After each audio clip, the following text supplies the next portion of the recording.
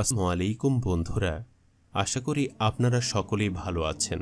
হজরত ইব্রাহিম আলাইসাল্লাম একবার শাম দেশ থেকে মক্কায় আগমন করলেন। সেখানে পুত্র ইসমাইলকে জমজমের পাশে গাছের নিচে বসে তীর ধনুক ঠিক করছেন দেখতে পেলেন।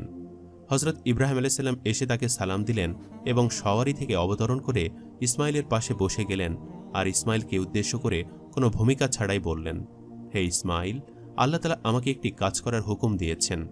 ইসমাইল বললেন, পিতা, আপনাকে যা আদেশ দিয়েছেন তা পালন করুন। তখন ইব্রাহিম আলাইসাল্লাম বললেন, হে ইসমাইল, আমার প্রভু আমাকে তার জন্য একটি গৃহ নির্মাণের আদেশ দিয়েছেন।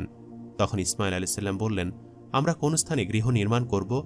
ইসমাইলের প্রশ্নে ইব্রাহিম আলাইসাল্লাম আল্লাহর কাছে আরজ করলেন, ও আল্লাহ, কোথায় কাবা নির্মাণ করব? তখন আল্লাহ পাক অবতীর্ণ করলেন একটি চলমান মেঘ। মেঘটি নির্ধারিত স্থানের দিকে ভেসে চলছিল আর ইব্রাহিম আলাইসাল্লামও তার ছায়ায় পথ চলছিলেন। মেঘটি এক স্থানে এসে স্থির হল। হজরত ইব্রাহিম আলাইসাল্লাম সেখানে দাঁড়ালেন। নির্দেশ এলো, এখানেই গৃহ নির্মাণ করো। এরপর স্থান নির্বাচিত হওয়ার পরে পিতা পুত্র মিলে আরম্ভ করে দিলেন গৃহ নির্মাণের কাজ। এরা দুজনে ভিত্তির খনন কাজ আরম্ভ করলেন আর মুখে উচ্চারণ করতে লাগলেন, রব্বানা তাকাব্বাল মিন্না ইন্নাকা আনতাস সামিউল আলিম। হজরত ইব্রাহিম ও ইসমাইল আলাইসাল্লাম দুজনে মিলে ভিত্তির জন্য মাটি খনন করে ভিত্তির কাজ শুরু করে দিলেন। হজরত ইসমাইল আলাইসাল্লাম পাথর বয়ে আনতেন আর বৃদ্ধ হজরত ইব্রাহিম আলাইসাল্লাম নির্মাণ কাজ চালাতেন। হজরত আবদুল্লাহ ইবনে আব্বাস রাদিয়াল্লাহু তাআলা আনহু বলেছেন, হজরত ইব্রাহিম আলাইসাল্লাম 5টি পাহাড় থেকে পাথর এনেছেন। পাহাড়গুলো হল হেরা, সিনাই, ছিরায় অবস্থিত লুবনান, জুদি এবং জায়তা। ভিত্তি স্থাপন হয়েছিল হেরা পর্বতের পাথর দ্বারা। দেয়ালের গাঁথনি যখন বর্তমানে রক্ষিত হাজরে আসওয়াদের উচ্চতা পর্যন্ত পৌঁছালো, তখন ইব্রাহিম আলাইসাল্লাম বললেন, ইসমাইল, এখানে সুন্দর একটি পাথর স্থাপন করো, যাতে এদিকে তাওফকারীদের অন্তর আকৃষ্ট হয়। ইসমাইল আলাইসাল্লাম অনেক অনুসন্ধান করে একটি পাথর নিয়ে এলেন, কিন্তু ইব্রাহিম তা মনোপুত হল না। তিনি এর চেয়ে সুন্দর পাথর সংগ্রহ করতে নির্দেশ দিলেন। পুনরায় অন্বেষণে লিপ্ত হলেন হজরত ইসমাইল আলাইসাল্লাম। পাহাড়ে পাহাড়ে সুন্দর পাথর খুঁজে বেড়াচ্ছিলেন তিনি। এমন সময় আবু কুবাইস পাহাড় থেকে উচ্চারিত হল, হে ইসমাইল, আপনার একটি গচ্ছিত সম্পদ রয়েছে আমার জিম্মায়। সম্পদটি নিয়ে আমাকে দায়মুক্ত করুন। হজরত নূহ আলাইসাল্লামের প্লাবনে হজরত আদম আলাইসাল্লাম নির্মিত কাবা প্লাবিত হয়ে গেলে আল্লাহ তাআলা জিবরাইলকে নির্দেশ দেন হাজরে আসওয়াদ পাথরটি সংরক্ষণ করার জন্য।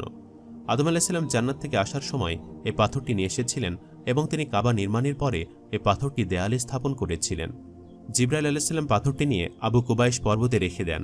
হজরত ইসমাইল আলাইসাল্লাম পর্বতের ভেতর হতে পাথরটি নিয়ে কাবা শরীফের দেয়ালে রাখলেন, যাতে করে এ পাথর থেকে মানুষ কাবাগৃহে তাওয়াফ আরম্ভ করতে পারেন। এভাবে হাজরে আসওয়াদ পেল তার যথা অবস্থান। তখন এই পাথরটির শুভ্রতা এত বেশি প্রখর ছিল যে এর আলোতে পারিপার্শ্বিক অঞ্চলসমূহ আলোকিত হয়ে যেত। কিন্তু পরবর্তীতে কাবাগৃহে দুবার আগুন লেগে পাথরটি ক্ষতিগ্রস্ত হয় এবং কালো বর্ণ ধারণ করে।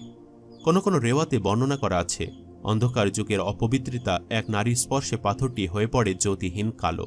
মুশরিকদের অপবিত্র স্পর্শের কারণে নাকি তা কালো বর্ণে পর্যবসিত হয়। সম্মানিত পাঠক, এই পাথরটি বর্তমানে পৃথিবীর বুকে বিদ্যমান একমাত্র পাথর যা বেহেশত হতে প্রেরিত। এটা আল্লাহর একটা বিশাল কুদরত। এক পর্যায়ে গৃহের দেয়াল উঁচু হয়ে গেলে ইব্রাহিম আলাইসাল্লামের পক্ষে তা নাগাল পাওয়া কঠিন হয়ে পড়ল। তখন ইসমাইল আলাইসাল্লাম একটি পাথর খণ্ড সংগ্রহ করে নিয়ে এলেন। হজরত ইব্রাহিম আলাইসাল্লামের উপর দাঁড়িয়ে কাবাগৃহের গাঁথনি কর্ম সম্পাদন করেন। হাদিসে এসেছে, কাবাগৃহের দেয়াল যতই উঁচু হতে লাগল, পাথরটির উচ্চতাও ততই বৃদ্ধি পেতে লাগল। তাছাড়া পাথরটির পৃষ্ঠে ইব্রাহিম আলাইসাল্লামের দুপায়ের স্পষ্ট ছাপ আজও বিদ্যমান। ইব্রাহিম আলাইসাল্লাম যখন কাবাগৃহের নির্মাণ কার্য সমাপ্ত করলেন, তখন জিবরাইল আলাইসাল্লাম এসে তাকে বললেন, এবারে চতুর্পার্শ্বে 7 চক্কর তাওয়াফ করে নিন। তখন তিনি এবং ইসমাইল আলাইসাল্লাম কাবাগৃহের চতুর্দিকে 7 বার তাওয়াফ করলেন। প্রত্যেক তাওয়াফে 4টি কোণার প্রত্যেকটি একবার করে স্পর্শ করতেন। প্রিয় বন্ধুরা, আল্লাহ রাব্বুল আলামিন তাদের এই তাওয়াফকে এত পছন্দ করেছেন যে কিয়ামত পর্যন্ত জারি রাখার জন্য উম্মতে মুহাম্মাদের ওপরে এই তাওয়াফকে হজের ফরজ করে দিয়েছেন। 7 চক্কর তাওয়াফ শেষে তিনি এবং ইসমাইল আলাইসাল্লাম মাকামে ইব্রাহিমের পেছনে দাঁড়িয়ে 2 রাকাত নামাজ আদায় করলেন। হজরত জিবরাইল আলাইসাল্লাম তাদের সাথে দাঁড়িয়ে তাদেরকে হজের রীতিনীতি বিস্তারিতভাবে শিখিয়ে দিলেন।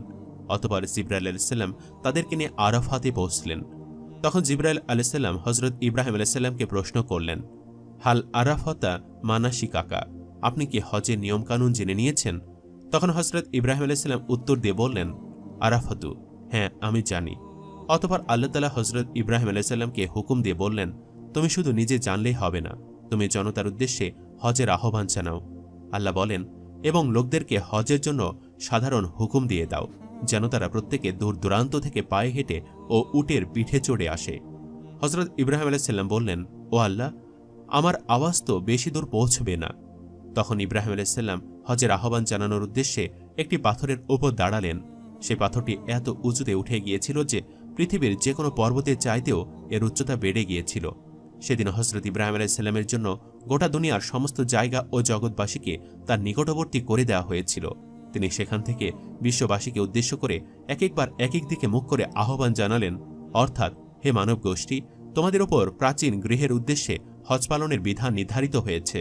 তোমরা তোমাদের প্রতিপালকের এ আহ্বানে সাড়া দাও। তখন চতুর্দিক থেকে উত্তর এসেছিল, লাব্বাইক আল্লাহুম্মা লাব্বাইক, হে প্রভু, আমরা আপনার দরবারে উপস্থিত। সেদিন রুহের জগৎ থেকেও যারা হযরত ইব্রাহিমের এ আহ্বানে সাড়া দিয়েছিল তাদের ভাগ্যে হজ সম্পাদন নিশ্চিত হয়ে গিয়েছে। এখন যারা হজ করে তাদের সবারই রুহ ইব্রাহিমের আহ্বানে লাব্বাইক আল্লাহুম্মা লাব্বাইক বলে উঠেছিল আলমে আরওয়াই। আল্লাহ তাআলা আমাদের সবাইকে জীবনে একবার হলেও হজ করা তৌফিক দান করুক, আমিন। সম্মানিত দর্শক, ভিডিওটি আপনাদের কাছে কেমন লেগেছে তা আমাদের কমেন্ট করে অবশ্যই জানাবেন, আর সবাই আমাদের সাথেই থাকবেন। আজ তাহলে এই পর্যন্তই। আপনারা ভালো থাকবেন, সুস্থ থাকবেন। আল্লাহ হাফেজ।